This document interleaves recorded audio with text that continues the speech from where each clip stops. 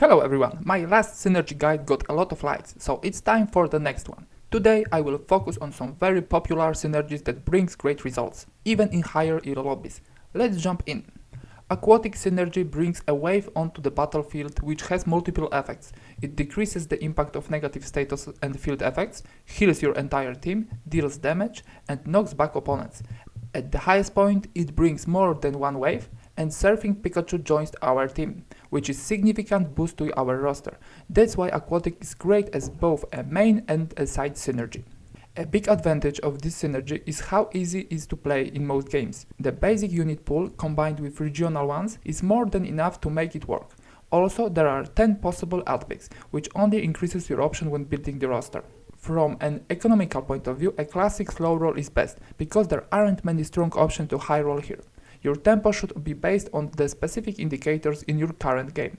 Your early game depends on your region. If you are in aquatic region, it's much easier to go for a quick aquatic 4, but it's not strictly necessary. You don't need to rush straight into aquatic, as there are other ways to start. It has many overlaps with water, amorphous and ice, so you don't have to commit immediately. Pivoting from those synergy is quite easy. You could start with water 3 for the economical advantage of fishing, or try to get an early Gyarados, who is incredibly valuable for aquatic. Another option is a dragon or dragon water start. Dragon 3 is very valuable here because Gumi and Dratini with the dragon synergy active already give you 3 stacks of aquatic. This creates a free slot for a non-aquatic dragon unit. And of course, a simple ice start works too.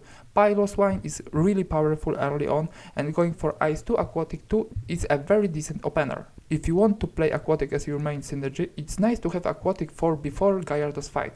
This will add 2 of these symbols into the carousel. They are good uniques and bad ones. Lapras, even after the nerf, is still fantastic choice. It's powerful unit with strong typing for overall strategy. Killfish and his version are also impactful and serve as a good tank. Luffdisc is a bit tricky, but if used properly, it can be useful. Units like Cramorant, Aceq, Pinchurin and Arctovish are more on the average side, though they have specific strengths you can use. Dracovish as a standalone unit is also just decent, but its Dragon synergy allows you activate Aquatic 8 at level 7, which is a huge tempo boost in mid-game. In the mid-game, your main task is to maintain tempo and activate Aquatic 8. Since many units share Aquatic and Ice, you can switch your tactics before stage 20. This is a great way to react to what's happening in your lobby. Your ad picks and uniques are the biggest signs of which side synergy to choose. The most common one is Dragon 3, as I mentioned earlier. For the third slot, you could pick Horsey or Gyarados to trigger water, or Noibat if you want to go to the sound route. Altaria is a decent for a small sound splash, and Frigibax is go-to if you want more ice. If you can't find Dratini or want a different path, you have options. A small sound splash is decent since Lotad and Ducklet are valuable pieces. Water is a natural fit and gives a nice boost to casters. Ice is also easy to pick up, especially against AP comps. Then there's the Amorphous angle. Getting Amorphous 3 is easy with the base and regional pool, and with a bit of luck, even Amorphous 5 is possible. Just evaluate what's best for your specific game. Legendaries are decent, but it's hard to prepare for all of them. That's why Sobel is so valuable. He's a top tier late game carry and you can get him almost every time. This is also why hitting at least Water 3 is worth it, as it boosts your late game carry.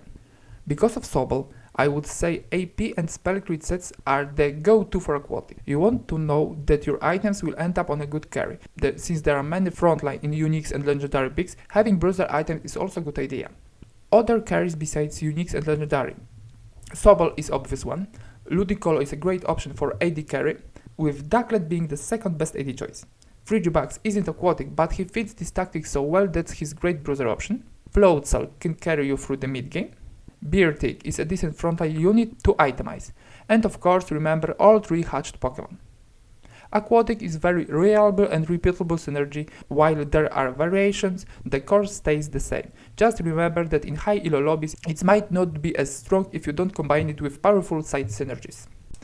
Ice synergy provides 2 major benefits. First, a special defense boost for the whole team, and second, a chance to apply freeze, which is a very valuable CC option. At the highest level, it also significantly increased damage dealt to frozen enemies. You can play ice in most games because the unit pool is deep enough and regional additions add more consistency. Keep an eye out for certain ad picks here, and as some are incredible. Ice uses a similar gold management strategy as Aquatic, but here you have Also opportunity to go high roll for Mamoswine or Empoleon in the mid game. You can start with Ice from the very beginning. As I mentioned with Aquatic, these two have a lot of overlaps, so you can switch between them early or mid game if you find Ice Aquatic unique or Ice Stone. If you are going early Ice, it's nice to be in Ice region for better access to uncommon units. Another option is looking for the fossil symbol, because the Ice Stone is very useful. Glaceon is a decent early power up. Also, Ice doesn't have many range carries, so using an Ice Stone on Sobble or unique choice is an interesting option.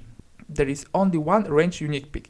The rest are bruisers. Lapras and Cryogonal seems to be the best option, while the others are just decent. I would say Arctozolt is the weakest of the bunch. In the mid game, you want to hit level 8 as soon as possible for the major power spike. Aquatic is the most common side synergy since it fits naturally. Activating Sounds 2 with Lapras and Seotolu is also a nice little team boost. If you get Cryogonal, Amorphous 3 is possible, but at level 8, activating Ice 8 is more important than keeping Amorphous 3, unless you have an Ice Stone or Vivillon. Regarding legendaries, all options are decent. Kyurem is arguably the best because with him and Frigibax you can hit Dragon 3. This frees up slots for non-ice units, helping you activate more side synergies. The other legendaries are solid and can bring huge value with the right items. Ice Pokemon are versatile when it comes to choosing AP or AD sets. For AD, loaded dice is especially valuable because it helps spread freezes.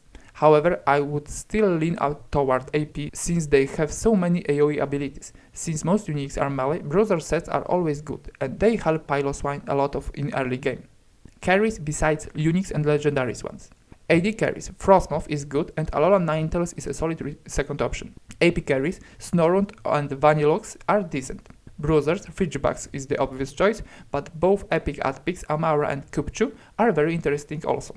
Mamoswine and Empoleon can also stay in your endgame roster if you high roll them. Even after the nerfs, Ice is still a great synergy for climbing the ranks. It's often easy to start with and serves as fantastic counter against heavy AP synergies and itemization. Those are the two synergies I wanted to show you today. I hope this helps you get better results with them. If it does, let me know in the comment section. Thank you for watching and see you in the next video. Bye!